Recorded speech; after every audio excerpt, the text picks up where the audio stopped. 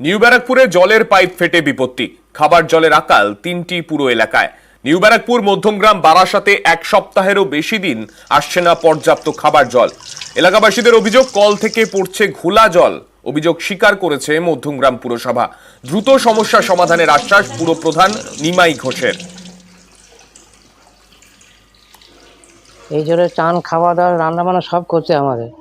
ভাত রান্না করছি, ভাত রাজ্য হয়ে যাচ্ছে। পেট খারাপ হচ্ছে, কি করে খাওয়া দাওয়া করতে পারছি না।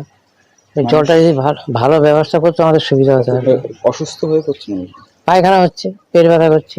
কতদিন ধরে এই সমস্যাটা চলছে? 1 সপ্তাহ হয়ে গেছে। জলটা এত ঘোলা যে আমরা কোনো কাজই করতে পারছি না, কিন্তু এই জল দিয়ে আমাদের সবকিছু করতে হচ্ছে। কতদিন ধরে এই সমস্যা? এটা হচ্ছে 1 সপ্তাহ বেশি হয়ে গেছে।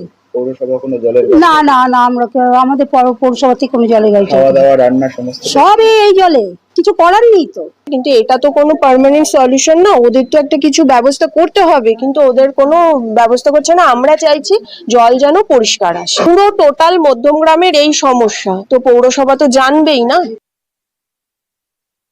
এই বর্ষাকালে দেখবেন গঙ্গার জল একটু ঘোলাটে থাকে এবং সাদা ভাব থাকে। সেটা আমাদের ওয়াটার ট্রিটমেন্ট প্ল্যান্টে ওটা পরিশুদ্ধ করে তারপরে পানীয় জলটা আমরা পাঠাই, এবং ওখানে একটা লিকেজ হয়েছে, সেই লিকেজটা কেএমডিএ সারাচ্ছে।